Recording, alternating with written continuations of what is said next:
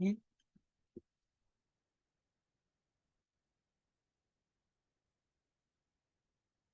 देखो, Python data types, अब data type सबको पता होगा क्योंकि टैब्ल्यू में भी पढ़ा होगा, पावर बीआई में भी पढ़ा होगा, तो सेम हमारे पास पाइथन में भी डेटा टाइप्स होते हैं, ठीक है।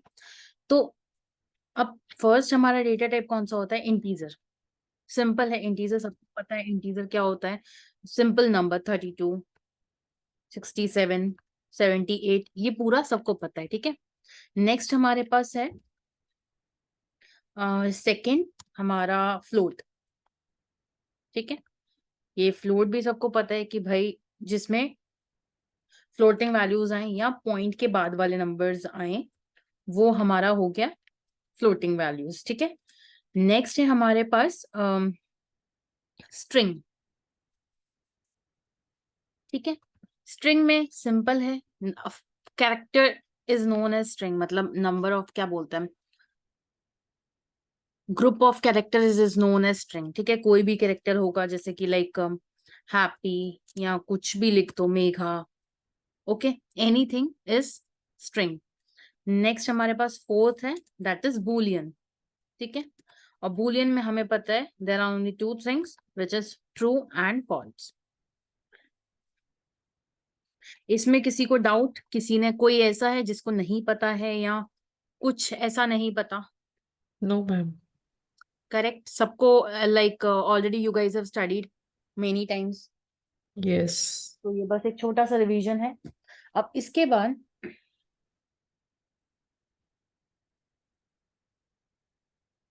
Okay, we have few operators, जिसमें सबसे पहला है हमारा पाइथन असाइनमेंट ऑपरेटर, ठीक है। अब इसको देखो, पढ़ने का थोड़ा तरीका ना अलग होता है। कैसा? इसको हम लोग पढ़ते कैसे, जैसे ये हमारा पता है, ये हमारा असाइनमेंट ऑपरेटर है, इक्वल्स टू, राइट, जो कि लाइक वैल्यू असाइन करने के काम आता है, मतलब वैल्यू स्टोर करने के काम आता है। नेक्स्ट हमारे पास क्या है? हमारा है प्लस इक्वल्स टू।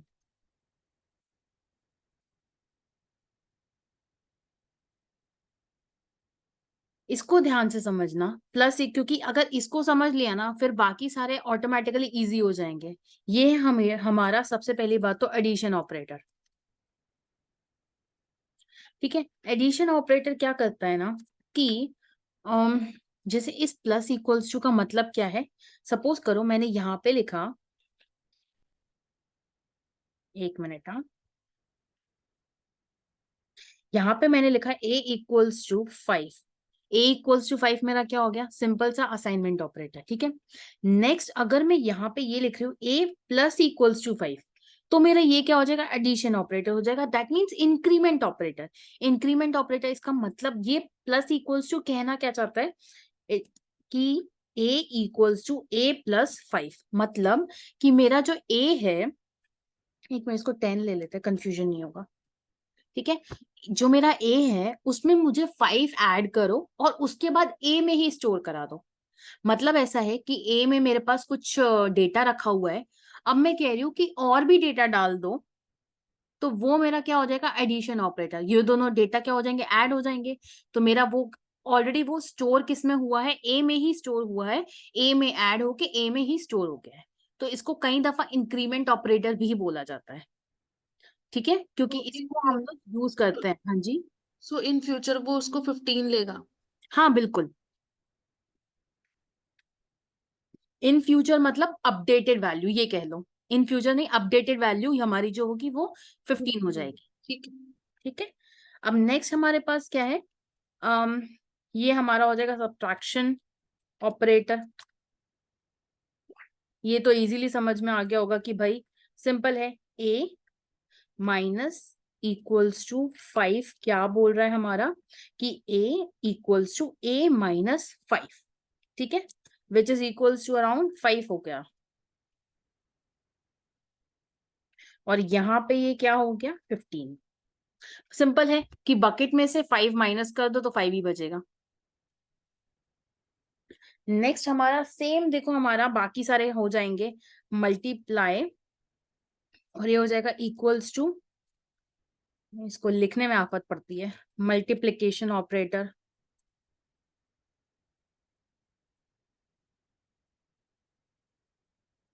ठीक है, तो ये हो जाएगा क्या भाई कि a मल्टीप्लाई इक्वल्स टू 5, और ये हमारा क्या हो जाएगा a equals to a multiply by 5। ठीक है, नेक्स्ट क्या हो जाएगा, ये क्या हो जाएगा 10/50, 10 मल्टीप्लाई 50 हो जाएगा, तो 10/5। अरे बाय बाय बाय। अब देखो नेक्स्ट हमारे पास क्या है, डिवीजन ऑपरेटर। तो ये मेरा क्या आ जाएगा, सिंपल है, डिवीजन ऑपरेटर। यहाँ आ गया मेरा divide, again a divided by 5, तो ये क्या हो जाएगा 10 डिवाइडेड बाय 5, ये मेरा क्या आ जाएगा 2। ठीक है, नेक्स्ट मेरे पास है क्या मल अच्छा एक मिनट बताओ मुझे, एक्सपोनेंट डिवीजन और फ्लोर डिवीजन का मतलब बताया था क्या मैंने कल? नहीं मैम। No ma'am. तो मैम ओके ओके, चलो अभी बताते हैं। देखो इसको पहले लिख लेते हैं, ठीक है ना, वरना मैं कंफ्यूज हो जाऊंगी। ये हो जाएगा एक्सपोनेंशियल ऑपरेटर, और उसके बाद ये है हमारा फ्लोर डिवीजन ऑपरेटर। ठीक है, सिमिलरली यहाँ पे आ जाएगा मेरा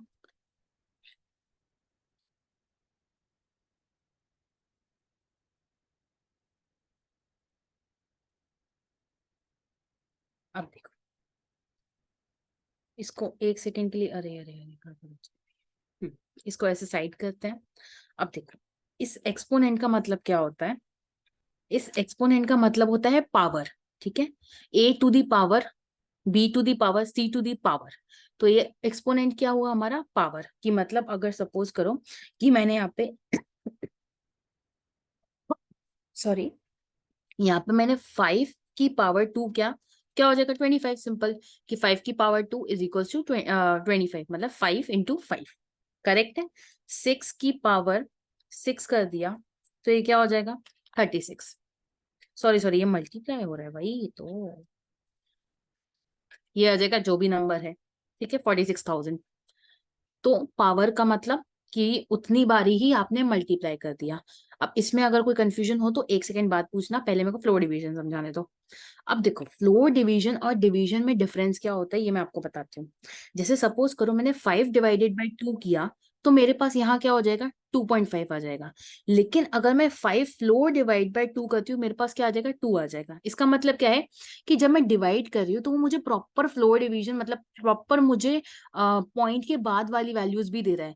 लेकिन क्या होता है ना कि कई बारी होता है जब हमें पॉइंट वैल्यूज नहीं चाहिए होती हैं, कि हमें वो डेसिमल वैल्यूज से कोई मतलब नहीं होता, हमें सिर्फ हमारी मेन इंटीजर वैल्यू से मतलब होता है, पॉइंट के पहले वाली वैल्यू से।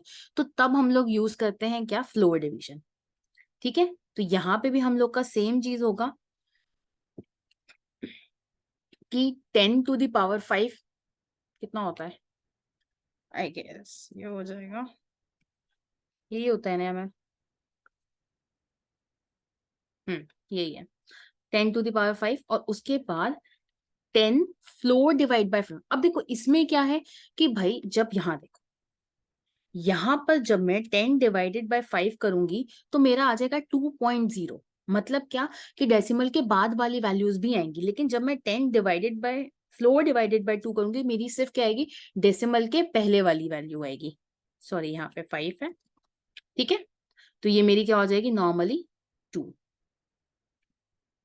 हाँ जी, अब इसमें सबसे देखो ये चीज बताओ, इसमें किसी को कोई कंफ्यूजन है, क्योंकि ये आगे जाके यूज होगा ही होगा, यूज तो सभी कुछ होगा, लेकिन ये इसमें थोड़ा कंफ्यूजन रहता है सबको, इसलिए पूछ रही हूँ, बताओ।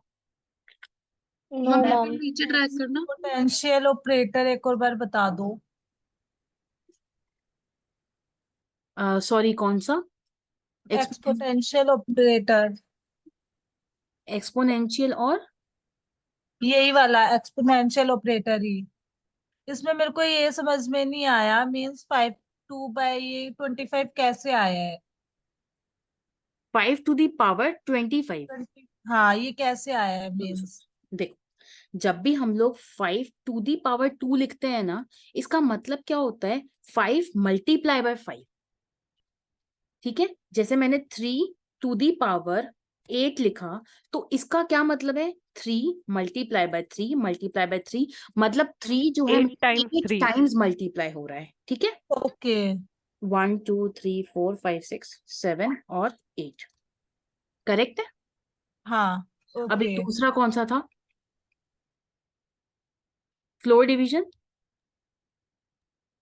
नहीं मैम, फ्लोर हो गया. डिवीजन तो आ गया समझ में, ठीक हो है, गया मैम. हो गया। एडिशन ऑपरेटर बता दो एक बार। ये मतलब मेरे को ये लॉजिक समझ नहीं आया कि जैसे 3 बताए थे ना आपने, 15 कैसे हो रहा है प्लस में? ये एडिशन वाला यस मैम। देखो मैम मुझे सिंपल तो है, एडिशनल वाला ही समझ में आया। देखो कुछ भी नहीं है एडिशन में। जैसे मैंने यहाँ पे लिखा कि ए मेरा जो वैल्यू है वो 13 है, अभी हाल फिलहाल के लिए 13 ले लो, ठीक है।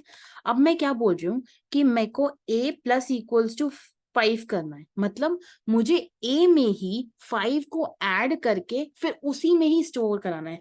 जैसे लास्ट टाइम मैंने क्या बताया था, मैंने बकेट बताया था, याद है कल की क्लास में, वेरिएबल, हाँ यस मैम, है ना, ये देखो स्टोर कर लेता है। Yes ma'am. एग्जैक्टली ये मैंने बकेट बताया था स्टोर करने का। अब ये बकेट क्या कर रहा है, ये जो डेटा है, डेटा सपोज करो यहाँ पे, सपोज करो मेरा यहाँ पे डेटा है 13, ठीक है। अब मैं क्या बोल रही हूँ, मैं बोल रही हूँ कि इस 13 में और ऐड कर दो 5, लेकिन मुझे स्टोर किस में कराना है, वेरिएबल में ही स्टोर कराना है, मतलब इस बकेट में ही स्टोर कराना है। तो 5 जो ऐड भी करके। एग्जैक्टली तो जो भी मेरा अपडेट होता जाएगा वो इसी में ही स्टोर हो जाएगा। मीन्स मैम 5 टाइप वो होगा या फिर ओनली 5 प्लस हो जाएगा इसमें ये हाँ चीज जी, अब एडिशन का मतलब क्या होता है, सिंपल ऐड करना है ना, 13 ऐड प्लस करना? 5। नेक्स्ट सब्ट्रैक्शन का मतलब क्या होता है, माइनस करना। मल्टीप्लाई का मतलब क्या होता है, मल्टीप्लाई करना, उतना गुना बढ़ाते जाना। और डिवाइड का मतलब क्या होता है, उतना लाइक उसका उतना डिवाइड कर देना, है ना। तो वो एज इट इज, मतलब ऑपरेटर जैसे जैसे वो ऑपरेशन कराता जाएगा वो वैसे वैसे बढ़ता घटता जाएगा उसके हिसाब से। लेकिन अपडेट ओके। किसमें हो रहा है, अपडेट उसी ए में ही हो रहा है। आपने एडिक्शन वो लिखा था ना 15th, हम्म, जैसे कि ये देखो 5 में वो 15th मतलब 3 का प्लस। यहाँ पे क्या हुआ, a प्लस इक्वल्स टू 5 मैंने बोला, राइट। तो मैंने क्या बोला कि मुझे a की वैल्यू जो है उसमें 5 बढ़ाना है, तो क्या हो जाएगा, a equals to a plus 5, right. तो यहाँ पे क्या हुआ मेरा, a equals to 10 plus 5, a की वैल्यू मैंने यहाँ ओके रख दी ना। ओके ओके ओके 10 प्लस आगे समझ, 5, हाँ ठीक अब ठीक। आगे समझ में। यस ओके, यस अभी यस किसी यस को कोई ओके। डाउट, चलो कोई नहीं, बढ़िया है, खुल के पूछो, जितना डाउट्स हैं उतना क्लियर करके जाना बस, और कुछ प्रॉब्लम नहीं है। हेलो हाँ जी, मैम, ये जो equal to plus is equal to ये जो लिखे हैं इनको हम क्या बोलते हैं इसमें, ऑपरेटर्स? ये है ना सबका लिखा हाँ, हुआ। ये ऑपरेटर्स हैं तो इसको हमें ये ऐसे ही यूज करना है सेम सारे वेरिएबल्स के साथ? नहीं, ये तब यूज होगा आगे जाके जब मुझे किसी बकेट में इंक्रीज करना होगा, रिड्यूस करना होगा, डिवाइड करना होगा, मल्टीप्लाई करना होगा, और उसी बकेट में मुझे स्टोर कराना है, मैं ये तब यूज करूंगी। आगे जाके प्रोग्रामिंग में हम लोग इसको यूज करेंगे आराम से, ठीक है। ठीक है। चलो जी, अब नेक्स्ट हमारे पास है कंपैरिजन ऑपरेटर।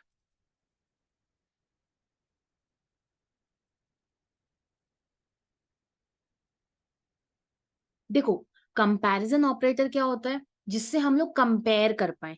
सबसे पहला मैंने बता दिया था इक्वल्स टू ऑपरेटर, ये बताया था मैंने, है ना। अब इसको, ये तो सिंपल इक्वल टू ही है,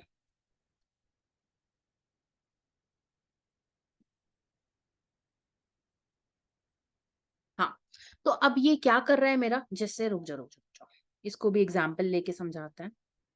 जैसे सपोज करो मेरा a इक्वल्स टू है 35 और मेरा b इक्वल्स टू है 40, ठीक है।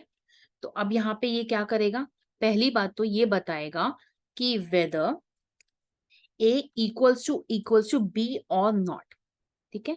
ये दोनों चीज अलग से भी बताती जा रही हूँ, समझ लो आराम से। जैसे यहाँ पे मैंने क्या किया कि a इक्वल्स टू b, तो ये क्या आ जाएगा, फॉल्स आ जाएगा। ऑब्वियस सी बात है, 35 is not equal to 40, correct है। नेक्स्ट हमारे पास क्या आ जाएगा, इसका आंसर क्या होगा अब मेरे पास, फॉल्स। एक बात ध्यान रखना कि comparison operators are always in the form of Boolean, क्योंकि आप कंपेयर कर रहे हो, you are just asking one word answer, whether it is or not. Simple. Whether this will happen or it will not happen. So it will answer in these two words, that is true or false. That's it, nothing else. All right. So these are our like comparison operators. अब इसमें क्या है, ये वाला question है कौन यहाँ सा? पे। हाँ जी। अगर हम इसको a इक्वल टू b करते हैं ना तो ना ना ना ना ना तो ना, a इक्वल्स टू b क्या हो जाएगा, देखो अगर मैं a इक्वल्स टू b बोलूंगी तो क्या हो जाएगा कि जो b की मेरी वैल्यू है वो a में स्टोर हो गई है। देखो अभी इसको यही रहने दो, दूसरा एग्जांपल लेते हैं कि मैंने सपोज करो c इक्वल्स टू लिया 5 और d इक्वल्स टू लिया 7, करेक्ट है।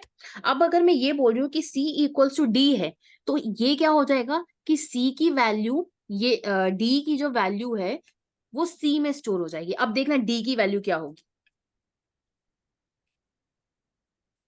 देखो दोनों की वैल्यू क्या हो गई, सेम हो गई, करेक्ट है। मतलब क्या हुआ ये देखो, यहाँ पे मैं ये बोल रही हूँ कि c is also equal to 7। तो मैम इसमें मतलब वो वैल्यू को रिप्लेस कर देता है एक तरीके से, स्टोर नहीं ना करके, मतलब सी की ओरिजिनल वैल्यू को रिप्लेस करके डी की वैल्यू आ जाएगी। c की ओरिजिनल d की वैल्यू, हाँ ये भी कह सकते हो। मतलब रिप्लेस कर दिया ना उसने सी की वैल्यू को। एग्जैक्टली रिप्लेस कर दिया, मतलब d की जो वैल्यू है उसने c में स्टोर करा दी। ठीक। जो भी हमेशा इक्वल्स पे लगाएंगे हम, वो वहां से रिप्लेस हो जाएगा, इसका अच्छा मेरे मतलब को एक यही बात बताओ, रुक जाओ,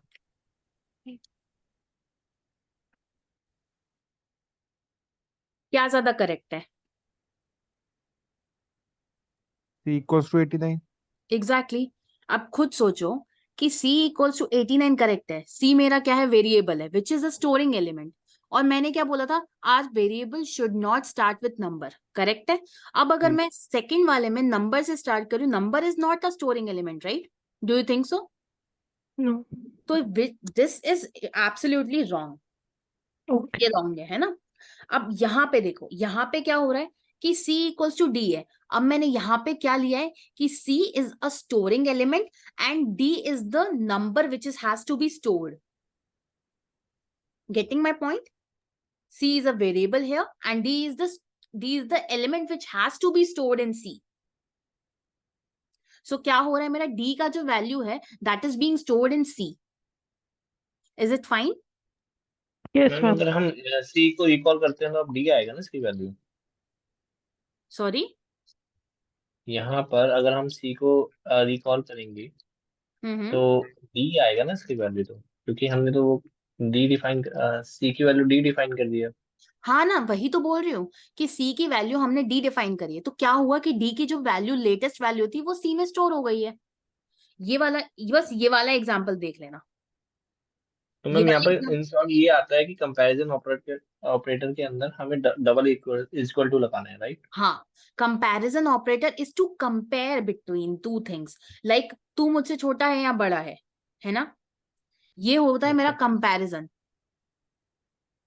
लेकिन मैं ये बोल ये रही पुराने हूँ वाले को जी, ये पुराने वाले को ओवरराइड कर दे रहा है शायद, उसके बाद हाँ डी वाली वैल्यू स्टोर करवा रहा है सी में। ओवरराइट नहीं, overwrite is not a correct word, you can say update कर दे रहा है। Overwrite is okay also a thing but updation is the best answer. Okay. तो मैम यहाँ पे जो डी की वैल्यू 7 है, अब वो तो मतलब यहाँ पे कोई काम नहीं है क्या, वो उसका मतलब हाँ ये हाँ, चेंज हो गया, यहाँ करेक्ट पे रिप्लेस करेक्ट, कर दिया उसने सी से। नहीं नहीं नहीं, सॉरी, सी की वैल्यू रिप्लेस वैल्यू हो गई कोई यहाँ पे काम डी की से। नहीं है, एग्जैक्टली, ठीक है। चलो अब यहाँ पे हुआ हमारा ये comparison operator. Comparison operator is just to compare between two things. अब एक बात बताओ, सिंपल सी चीज है कि भाई तू मुझसे बड़ा है या छोटा है, इसका क्या आंसर हो सकता है, एक ही वर्ड में आंसर होगा ना कि बड़ा है या छोटा है, हाँ या ना, ऑब्वियस सी बात है। तो same thing is happening here. अब this is known as greater than operator.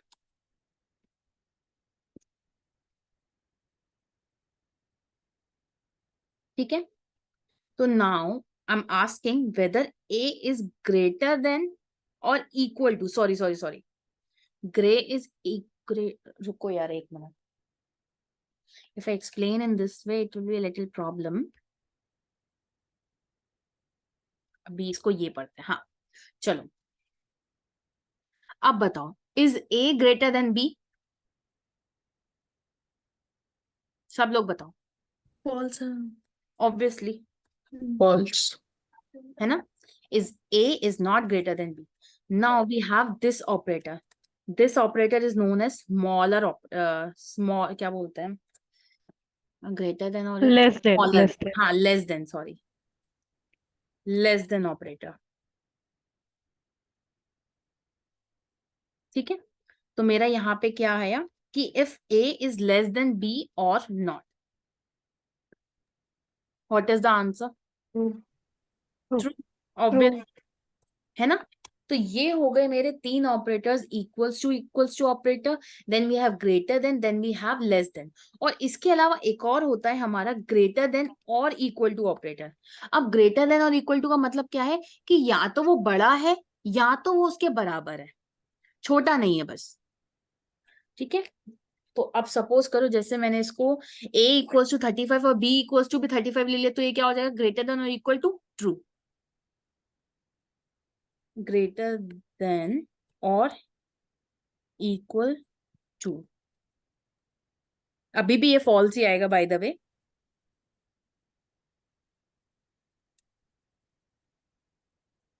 अभी इस केस में तो ये फॉल्स ही हो जाएगा, right.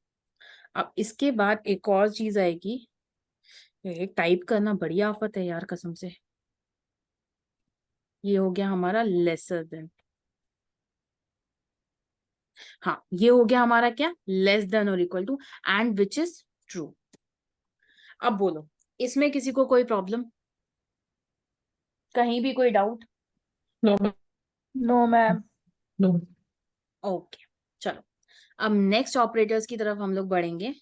This is not ring, this is wrong.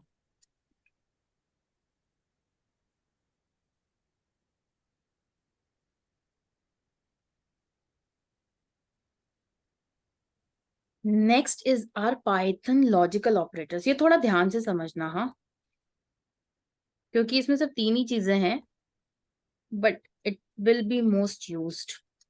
चलो, पाइथन ऑपरेटर्स में हमारे पास तीन ऑपरेटर्स होते हैं, एंड, और, एंड नॉट।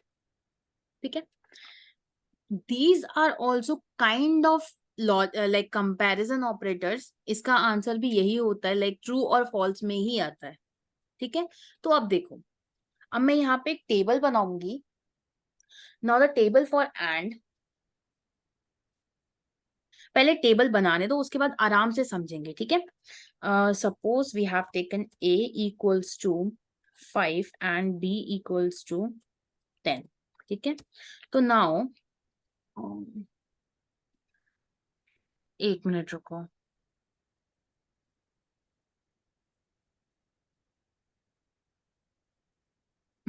ठीक है,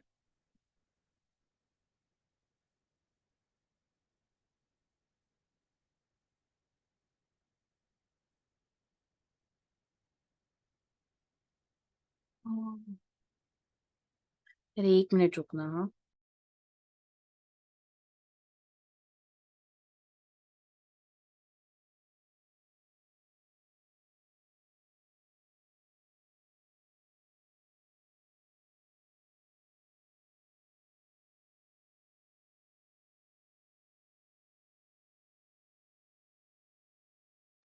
ठीक है, अब यहाँ पे देखो, अब इसको मैं काइंड ऑफ बाइनरी टर्म्स में समझा रही हूँ, जिसमें मैंने पहले बताया था कि 0 का मतलब फॉल्स होता है, ठीक है, और 1 का मतलब क्या होता है मेरा, ट्रू होता है। ठीक है, ये सबको याद है ना। तो अब मैं इस वे में बता रही हूँ। तो now if x equals to 0 and y a, if a equals to 0 and b equals to 0, तो मेरा आंसर क्या आ जाएगा, 0। ठीक है, next if a equals to 1 and B equals to 0, तो मेरा आंसर क्या आ जाएगा? 0। अब इसको मैं और भी टर्म्स में समझाऊंगी, तो आराम आराम से समझना। If a equals to 0 and b equals to 1, then the answer would be 0 again. Now, if a equals to 1 and b equals to 1, then the answer would be 1.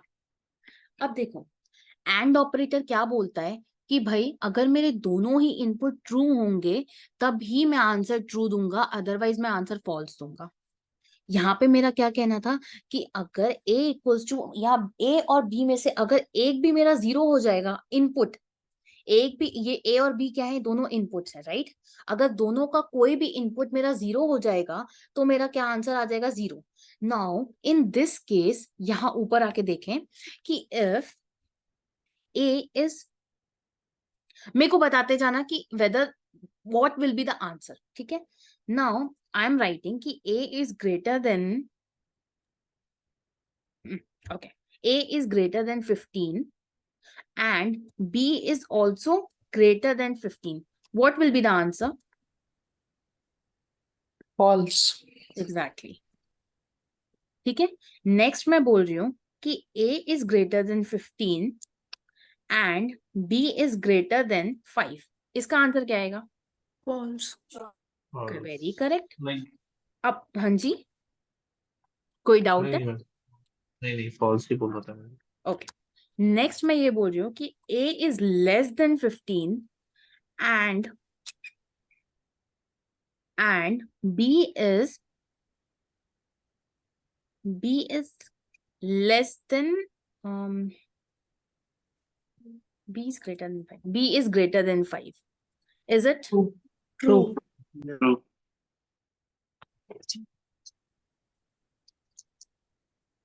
False.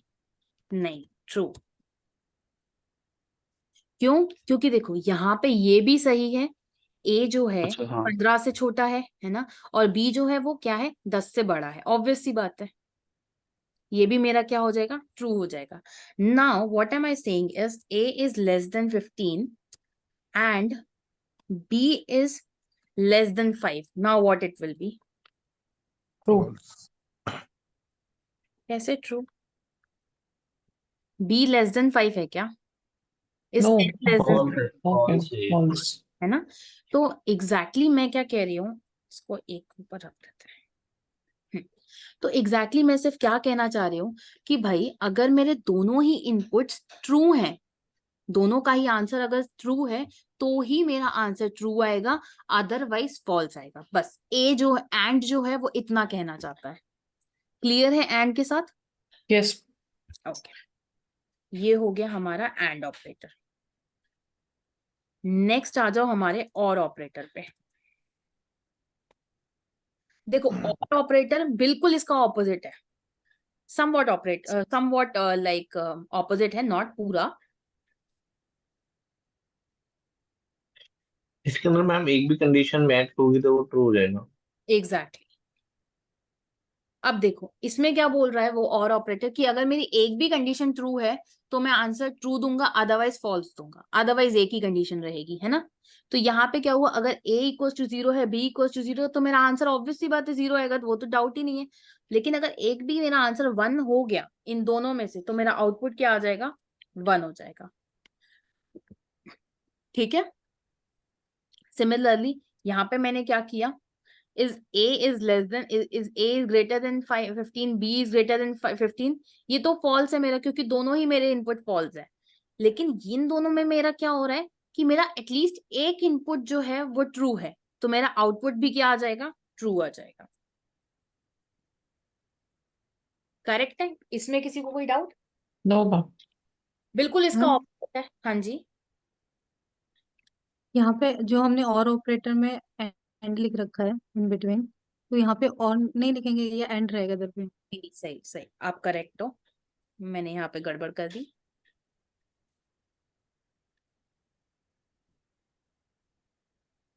Copy paste में यही होता है ना, और क्या कर सकते हैं।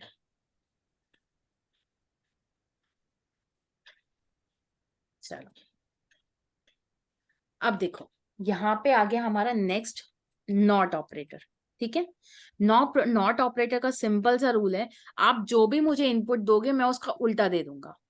जो भी इनपुट, चाहे अगर ट्रू दे रहे हो तो मैं उसका ऑपोजिट देके फॉल्स दे दूंगा, और अगर आप मुझे फॉल्स एज एन इनपुट दे दो तो मैं उसका ऑपोजिट करके ट्रू दे दूंगा। Now tell me one thing कि हाँ, और एक और चीज, नॉट का नॉट ऑफ ट्रू।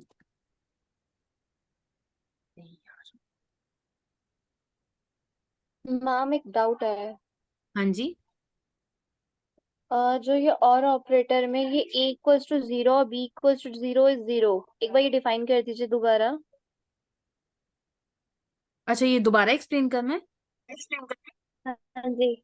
देखो, और ऑपरेटर सिंपल सी चीज है, वो ये बोलेगा कि अगर मेरे दोनों इनपुट्स ट्रू होंगे, दोनों सॉरी दोनों में से एक भी इनपुट ट्रू होगा तो ही मेरा आंसर ट्रू आएगा, अदरवाइज फॉल्स आएगा।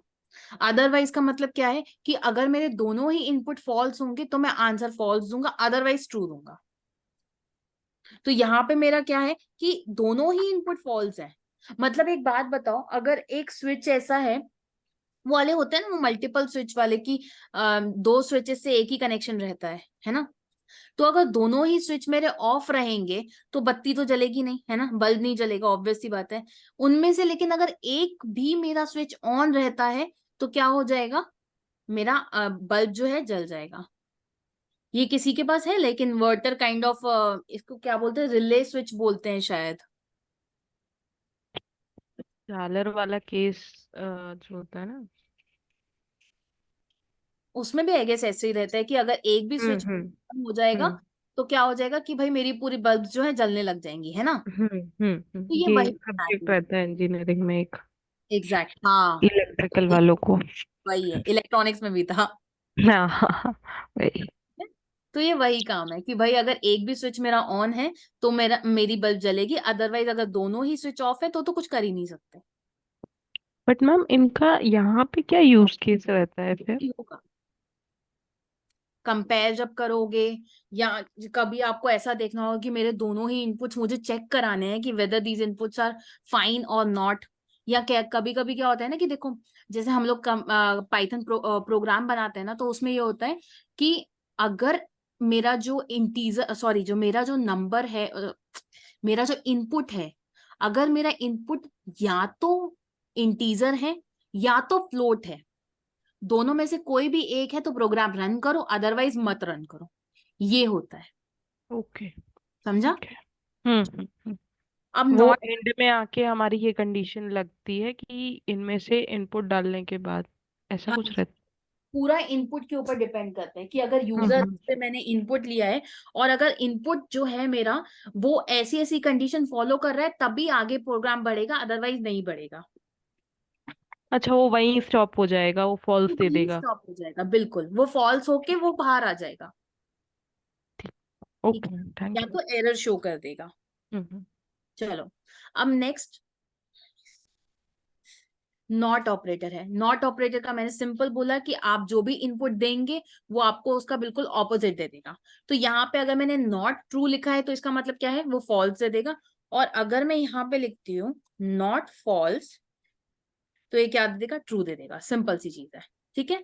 अब जैसे यहाँ पे मैंने दिया नॉट ए, तो ये क्या आ जाएगा, not A. Now A is equals to 5। अगर इसमें सिंपल मैं ए करूँ, रुको देखते हैं इसका क्या आता है, A is equals to 5 and not of A, तो ये क्या हो जाएगा, फॉल्स। अब देखो इसका लॉजिक क्या है, बिहाइंड दिस लॉजिक इज, तो मैम इसमें दोनों चीजें एक साथ रन नहीं होती कि मतलब अगर एक ट्रू है एक फॉल्स है तो फिर वो क्या इनपुट देगा? नहीं नहीं, कोई इनपुट, वो तो एरर देगा ना, दोनों चीजें रन कैसे करोगे आप। नहीं, जैसे इसमें अभी हम वैसे, एंड और में दो चीजें एक साथ रन कर रहे हाँ, थे। इसका यही फायदा है कि इसमें सिर्फ आप एक ही इनपुट दे सकते हो, हम्म ठीक है। या तो ऐसे कर लो कि भाई इन सब का जो है मतलब इसका और का और नॉट का एक कॉम्बिनेशन बना लो, कि जैसे मैंने सपोज करो ये किया कि, हाँ ये ले लेते हैं, ठीक है, ये लिया और इसमें मैंने लगा दिया सबसे आगे नॉट। ठीक है, तो ये मेरा फॉल्स आ गया। ये मेरा आंसर कैसे है कि भाई पहले ये वाली कंडीशन रन होगी और उसके बाद इस पूरी कंडीशन का जो भी आंसर आएगा वो मेरा इस कंडीशन में फॉलो हो जाएगा, वो नॉट में लग जाएगा। ठीक है, गॉट इट। हाँ जी। मैम एक बार इस नोट वाला मैम नॉट। एक्सप्लेन करना। हाँ, एक बार। हेलो। नॉट में डाउट है? हाँ मैम, नोट वाला एक बार मैम ये वापस। लास्ट वाला जो, हाँ आपने नॉट है ना, ये वाला एक्सप्लेन कर दीजिए। ये वाला कंडीशन हम लोगों ने कहाँ से ली थी? ए लेस देन 15 ये वाली ली थी, राइट? ये वाली ली थी, 5 और करेक्ट। 50। इसका आंसर क्या आ रहा था हमारे पास? ट्रू आ रहा था, सही है। तो अब मैंने क्या किया, सपोज करो अब मैंने यहाँ पे ये लिख दिया नॉट ऑफ ट्रू, ठीक है, ओके। तो मेरा आंसर क्या आ जाएगा? फॉल्स। पहले अंदर वाली मैंने क्या बोला था? ब्रैकेट वाली कंडीशन, ब्रैकेट ऑफ, याद रखो, ब्रैकेट वाली कंडीशन जो है वो सबसे पहले फॉलो होगी, उसके बाद बाकी कंडीशंस फॉलो होंगी। आया समझ में? अब कोई डाउट है? और नॉट वाला कुछ नहीं है, अगर एक स्विच ऐसा मान लो, मतलब नॉट वाले स्विच को, नॉट वाले को ना बिल्कुल बच्चों की तरह मान लो कि जो हम बोलेंगे वो उसका उल्टा ही करेगा। अगर मैंने इसको तो बोला ये चीज हाथ नहीं लगानी है तो वो डेफिनेटली हाथ लगाएगा, ये चीज हाथ लगानी है तो वो नहीं लगाएगा, ऐसा रहता है। ठीक है मैम। हम्म, हेलो। हाँ जी हाँ जी। जे- जैसे ये जो हमने ब्रैकेट में जो वेरिएबल वैल्यूज दिए हैं, ये हमारा ट्रू था। हमने बाहर ब्रैकेट के बाहर नोट लिख दिया, तो ये मतलब नॉट मतलब अंदर वाला ट्रू है, बाहर हमने नोट लिख दिया तो उसको ये कंपेयर करके फॉल्स दे रहा है। कंपेयर नहीं कर रहा है, वो उसका उल्टा कर रहा है। कंपेयर यहाँ पे उल्टा कर। कंपेयर नहीं होना, यहाँ पे तो वो अगर ओके। तो हेलो। ये जो कंडीशन है ये सिर्फ ट्रू फॉल्स में होगी या सब में नहीं, इसमें सिर्फ ट्रू कर फॉल्स, सकते हैं? सिर्फ ट्रू फॉल्स। ओके। हाँ जी। और सेकंड ये था कि अगर मेरी अंदर वाली वैल्यू अगर मेरी ट्रू नहीं होती, फॉल्स होती और बाहर नोट होता, जैसे मेरे अंदर वाला वैल्यू ट्रू नहीं है, तो क्या आंसर करेगा वो फिर?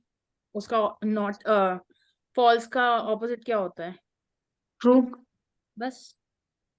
कि मतलब ये अपोजिट चलेगा, अगर ट्रू वैल्यू होगी तो उसको फॉल्स करेगा, अगर अंदर वाली वैल्यू फॉल्स है तो उसका ट्रू रिप्लाई करेगा। करेक्ट। ठीक है, ओके। चलो। हाँ जी, अभी तक किसी को कोई doubt? No ma'am. No ma'am. क्योंकि इसके बाद ना हम लोग अब थोड़ा अब आगे बढ़ेंगे और इसके बाद हम लोग पढ़ेंगे if and else statement. If else statement, ये देखो ये काफी इंपॉर्टेंट स्टेटमेंट्स लाइक वो है पाइथन का। अब अभी यहाँ से ना सब इम्पोर्टेंट होता जाएगा। ये तो पूरा बेसिक था, एक दो क्लास पूरी बेसिक में जाती है क्योंकि काफी लोगों को पता होता है, काफी लोगों को नहीं पता होता है, तो वो पूरा बेसिक में जाता है। अब इसके बाद से चीजें हम लोग रेगुलरली यूज करेंगे। ठीक है, अब देखो इफ एल्स स्टेटमेंट, इफ और एल्स का हिंदी में मतलब बताओ मुझे पहले। इफ का मतलब क्या होता है? या तो ये या तो वो। अगर ये पॉसिबल हुआ तो ये ठीक, नहीं तो दूसरा वाला ठीक। करेक्ट है? तो इफ का मतलब क्या है? अगर। एल्स का मतलब क्या है? नहीं तो। सिंपल सी चीज है। अब मैं ये बोल रही हूं कि इफ और एल्स स्टेटमेंट में एक ही चीज पॉसिबल है कि या तो इफ स्टेटमेंट लाइक ट्रू हो जाएगा तो एल्स में नहीं जाएगा हमारा कंपाइलर, और अगर एल्स में जाएगा तो इफ में नहीं जाएगा। और स्टार्टिंग हमेशा इफ से होगी, क्योंकि इफ का मतलब क्या है? अगर। मतलब अगर मतलब कि भाई ये कंडीशन चेक करा लो, अगर ये कंडीशन ट्रू है तो ठीक है, नहीं तो वो वाली तो लगेगी ही लगेगी।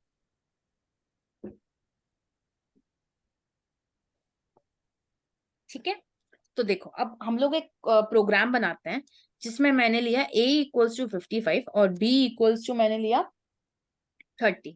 ठीक है, अब मैं क्या कर रही हूँ, एक मिनट। हाँ, तो अब मैं क्या कर रही हूँ, इन दोनों को मुझे कंपेयर कराना है।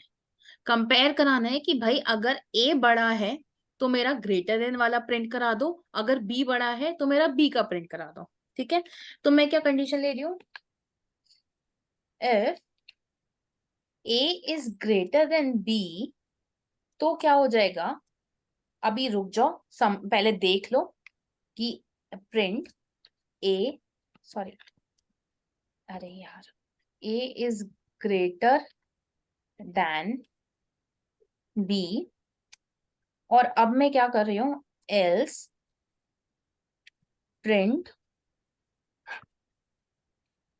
B is greater than A. अब देखो, कुछ कुछ ना कंडीशंस, कुछ कुछ मतलब रूल समझना।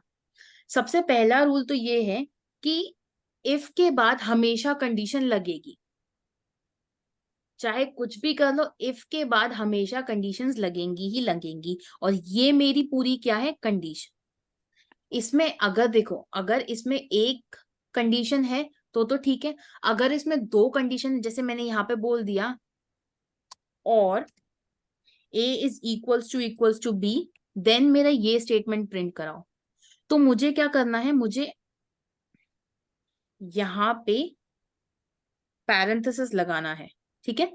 क्यों? क्योंकि इफ को देखो, there are times when if statement might get confused whether you want to go ahead with this condition or this condition, although we have clarified this thing that we have to either go with this or that, but still you need to give parenthesis in order to reduce confusion, that's it, avoid confusion, ठीक है। So you need to give parenthesis if you have two conditions, two or more than two conditions, but if you have only one condition then no need to give parenthesis, ठीक है, simple सी चीज And है। if we have more than two conditions in the first statement, then what? Then you need to give these parenthesis. Okay, ये in this first statement, you wrote the two conditions, but I want to know that if we add the one more condition in the first statement. You can add, no problem. One more or you can use. You can use or as well. Okay. ठीक है, चलो। Now the even you can add here also, मतलब parenthesis if you want to add you can add, no problem, literally no problem. In fact, अगर condition like if you can make a habit of adding parenthesis you can do it, कोई problem नहीं है। But हाँ, try करना कि अगर दो से ज्यादा कंडीशंस हैं तो पैरेंथेसिस डेफिनेटली यूज करो, which is a good practice, that's it. It's not like कि यू हैव टू डू या it's compulsory, it's a good practice, that's it. क्योंकि ये ना आपकी रीडेबिलिटी बढ़ाता है, and in like in usually in industries you will have to follow this thing, you have to increase the readability of a user, correct. क्योंकि code लिखने से मतलब नहीं होता है, कोड तो सब लिख देंगे, चैट जीपीटी भी लिख देगा, it's like how much it's like कि how much readability that code is having, कि ताकि यूजर को बहुत इजी हो जाए समझने का। And that is the reason we add so many comments and everything, कि बहुत neat and cleanly you have to write the code, okay. So it's not about writing a code, writing anything, it's about readability as well, ठीक है। तो अभी से prepare रखना कि अपनी प्रैक्टिस कर लो कि भाई रीडेबिलिटी पे भी ध्यान देना है, which also creates an impression, क्योंकि प्रेजेंटेशन इज इंपॉर्टेंट, राइट। चलो, अब नेक्स्ट क्या है, यहाँ पे हम लोगों ने किया। नेक्स्ट नाउ सेकेंड रूल देखना। सेकेंड रूल ये है कि जो भी हमारा इफ होगा या एल्स कंडीशंस होंगी, या आगे जाके मैं लूप्स भी पढ़ाऊंगी, फॉर लूप, व्हाइल लूप, हमेशा जब भी उस लूप को या कंडीशन को एंड कर रहे हो हमेशा कोलन लगाना। अब इस कोलन का मतलब क्या होता है, कोलन का मतलब होता है इसके अंदर जाना, कि सपोज करो मेरा कंपाइलर है जो मेरा रन करेगा ये पूरा सेल, वो पहले क्या करेगा देखना, पहले वो इस स्टेटमेंट में जाएगा, इस लाइन में जाएगा, इस लाइन में उसने देखा कि a इक्वल्स टू 55 है, तो इसने क्या किया, a जो स्टोरिंग एलिमेंट है, a जो मेरा वेरिएबल है उसमें 55 को स्टोर कर दिया।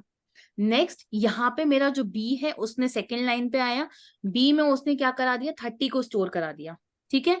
नेक्स्ट क्या किया, वो तीसरी लाइन में जाएगा, इफ कंडीशन उसने देखी, इफ कंडीशन देखी, और उसके बाद इसने कंडीशन देख ली कि कंडीशन क्या है। अब वो क्या करेगा, इस कंडीशन के अंदर पहले जाएगा, इस कंडीशन के अंदर जाए, no sorry, only if this condition is true then only it will go inside this condition, otherwise it won't, ठीक है, तो सिंपल सी चीज है कि मैंने ये दोनों स्टेटमेंट देखे, फिर अब अगर मेरा ए ग्रेटर देन बी है तो ये क्या करेगा, इस कंडीशन के अंदर जाएगा, एल्स वो इस कंडीशन को फॉल्स करके वो एल्स के कंडीशन में चला जाएगा, और एल्स के अंदर जाने के लिए भी we need to give here colon. तो समझ ये में? जो एल्स वाली कंडीशन आपने लिखी है यहाँ पर, ये भी इसकी इक्वली लिखी है, ये कंडीशन देना यानी जो देना बराबर इक्वल करना बराबर करना बिल्कुल मैंडेटरी है बिल्कुल इसमें। बिल्कुल, क्योंकि if and else are pairs.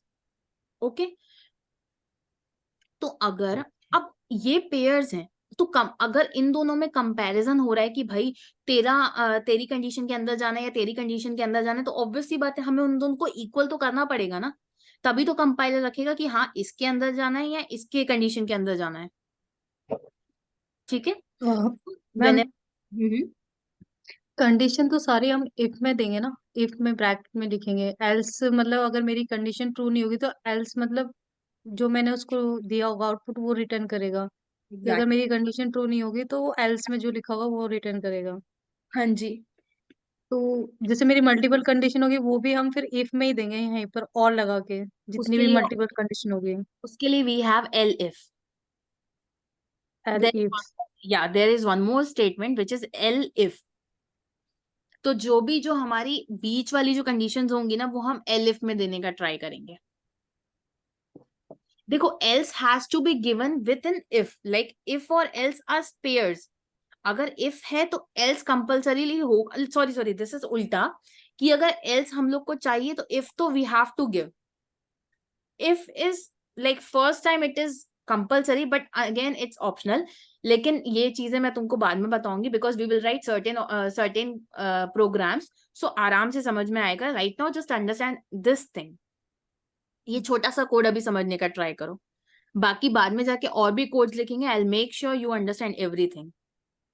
Okay, so don't worry आगे का, just understand this particular program right now. ठीक है, अगर मेरी इफ में कंडीशन जा रही है, लाइक इफ मेरा कंडीशन अगर ट्रू है तो इसके अंदर आएगा, अदरवाइज वो एल्स स्टेटमेंट को फॉलो कर देगा। And if and else, right now just understand if and else are pairs, and if you are writing here if thing, then you have to write in the same line the else part as well. All right, इसमें कोई confusion?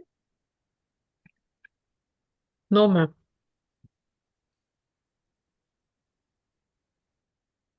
चलो, now next thing is इसमें, चलो इसमें तो जरूरत नहीं है, अभी बस ये वाली कंडीशन और करते हैं, उसके बाद we'll take leave। अब देखो इसमें क्या होता है, if L if and else statement, इसमें क्या हो रहा है, सेम चीजें हो रही हैं। मैं क्वेश्चन सेम ले रही हूँ, हाँ थोड़ा सा आज के लिए। और एक और चीज, हाँ, कि इफ और एल इफ में आपका कंडीशंस लगेगी और एल्स में नहीं लगेगी। एल्स में तो आप कभी भी कंडीशन लगाओगे ही नहीं, क्योंकि एल्स बना ही इसलिए कि अगर कोई भी चीज फॉलो नहीं हो रही है तो तू एल्स को तो फॉलो कर ही कर। ठीक है, तो यहाँ पे मैंने क्या किया कि सपोज करो कि if A is greater than B, तो मैंने प्रिंट करा दिया A is greater than B, और उसके बाद मैंने क्या प्रिंट कराया कि elif A is equal to B, तो मैं क्या प्रिंट करा रही हूं कि बोथ आर सेम। ठीक है, तो अब जैसे मैम वन क्वेश्चन, ये जो ए इक्वल टू बी लिखा है ये पैरेंथेसिस में क्यों नहीं आया? कोई बात नहीं, मैंने क्या बोला, अगर ठीक है single- ठीक है ठीक है ठीक है, यस यस। चलो, अब मे जैसे बी आई थॉट कि आपने वो पहले वाले सिंटैक्स में लिखा और सेकंड वाले में नहीं लिखा तो एरर ना थ्रो करे। ना ठीक है ठीक है। मैंने ये बोला कि सिर्फ रीडेबिलिटी के लिए हम लोग पैरेंथेसिस यूज करते हैं, otherwise there is no like has कोई हार्ड एंड फास्ट रूल नहीं है पैरेंथेसिस यूज करने का, it's okay just for readability. ठीक है, ओके ओके। चलो अब मैंने यहाँ पे क्या किया, अब देखो इसका ना पैटर्न समझना। अब क्या हो रहा है कि सबसे पहले ये क्या जाएगा, पहले अगेन इन दोनों को रीड करेगा, स्टोर कराएगा।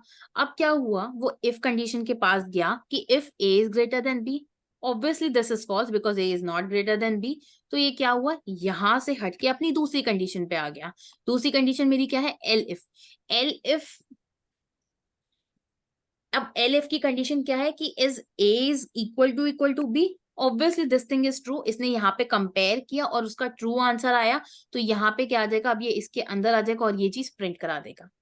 अब एक बारी जो उसने ये चीज प्रिंट करा दी तो वो एल्स में जाएगा ही नहीं, बिकॉज व्हाट आई सेड कि या तो ये चीज, या तो ये कंडीशन, या तो वो कंडीशन।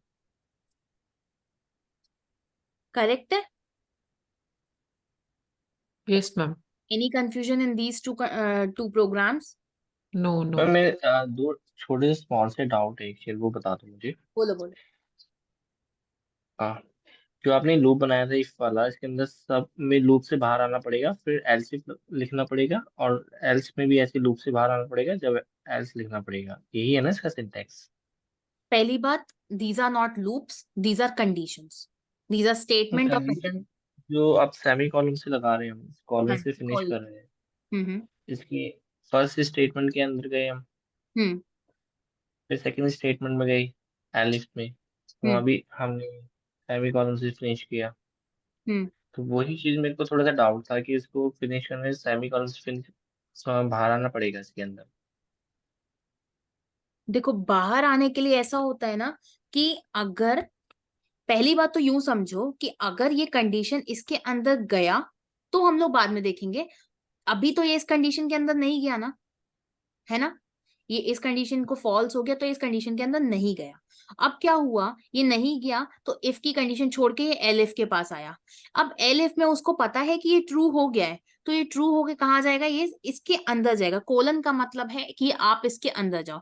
इनफैक्ट अगर आप पाइथन में कहीं भी है, अगर मैं यहाँ पे एच यू कुछ भी लिखूंगी और इसमें कोलन लगा दूंगी ना, यहाँ देखना मेरा जो मेरा जो कर्सर है वो यहाँ पे आ चुका है। मतलब उसने इतना स्पेस दे दिया है, टैब का स्पेस दिया है। इस कोलन का मतलब कहीं भी जुपिटर में, आप विजुअल स्टूडियो वीएससी में या फिर कुछ कहीं भी देख लोगे, पाइचाम में भी देख लोगे ना, वो हमेशा कोलन का मतलब क्या बोलेगा कि भाई इस चीज के अंदर जाना है। अब वो चाहे आपका लूप हो, कोई कंडीशन हो, कुछ भी हो, इस कोलन का मतलब सिंपल सा है कि इसके अंदर जाना है, इस लूप के अंदर जाना है, इस कंडीशन के अंदर जाना है। ठीक है, जैसे ये यूं मान लो कि वो उसके लिए जो कोलन है वो उसके लिए गेट है, और जैसे ही यहाँ पे उसने इस कंडीशन को देख लिया कि भाई ये ट्रू हो गया है, तो इसने क्या किया, प्रिंट करा दिया।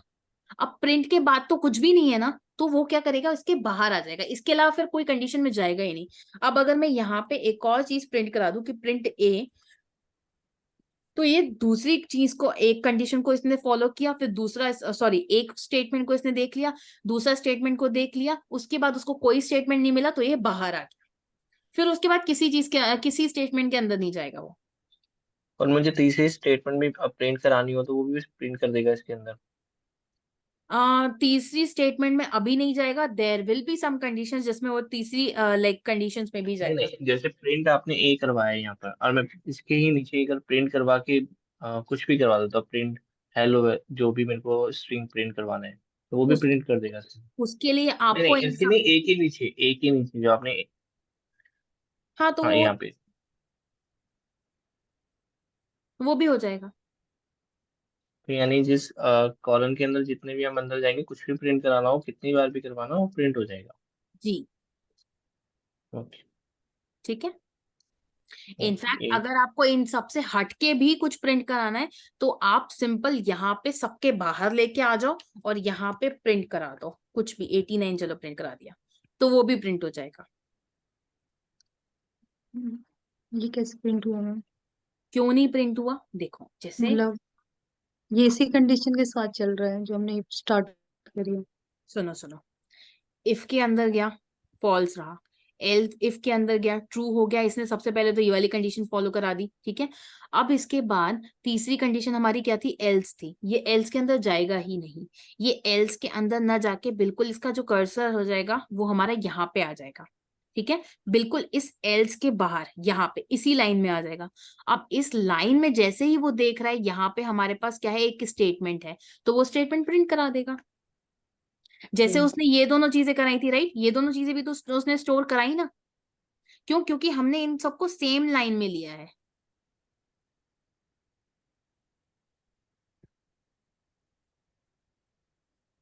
आ रहा है समझ? Okay, clear, thank you so much. Yes ma'am. Yes yes. Okay, any more हाँ कंफ्यूजन्स?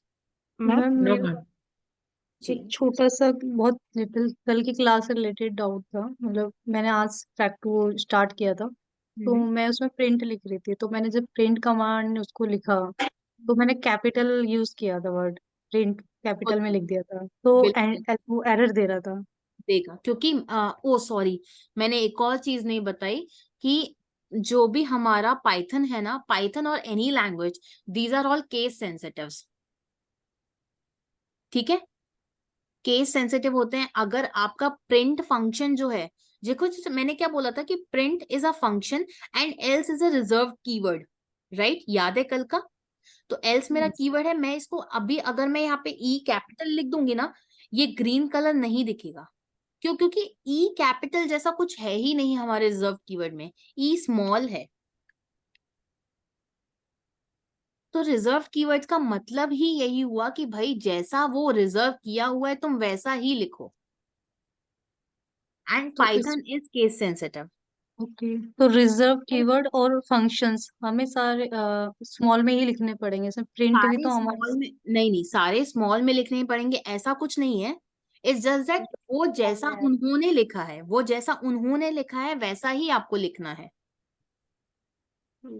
जैसे आगे जैसे और भी कीवर्ड आएंगे, या जैसे नोट आपने लिखा है, तो ये ये देखो फिर ना, हमको कैसे। फॉल्स भी मेरा एक कीवर्ड ही था, राइट, जो कि देखो डार्क ग्रीन में आया, लेकिन एफ तो कैपिटल है ना। नोट जो हमने लिखा है फिर ये हमारा रिजर्व कीवर्ड है। ये रिजर्व कीवर्ड्स है। और मैंने कल आपको शायद दिखाई थी ना वो साइट जिसमें आप कीवर्ड्स देख सकते हो, reserve keywords, just type reserve keywords and reserve functions in Python, आपको दिख जाएगा। और वो एज इट इज लिखे होंगे कि अगर प्रिंट का पी भी कैपिटल नहीं होना चाहिए, otherwise it will give an error. Alright, ma'am. Okay ma'am just last question. जी। मैम ये जो आपने एल इफ लिखा है, तो ये लास्ट में नहीं लिख सकते हम, एल्स के नीचे? नहीं नहीं नहीं, एल्स ये is in the between he last, आएगा? इन बिटवीन आएगा, else is the last. Okay okay. क्योंकि एल्स का मतलब ही वही है ना कि भाई अगर तू सब सब चीजों से थक थकार के हार चुका है तो एट लास्ट ये तो कर ही ले।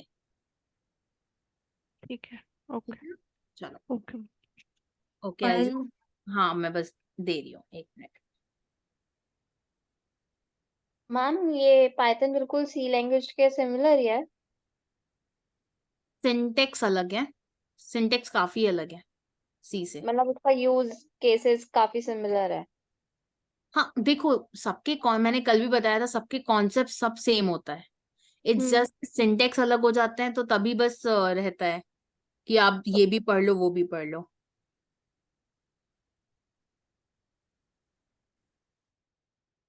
एक मिनट, हाँ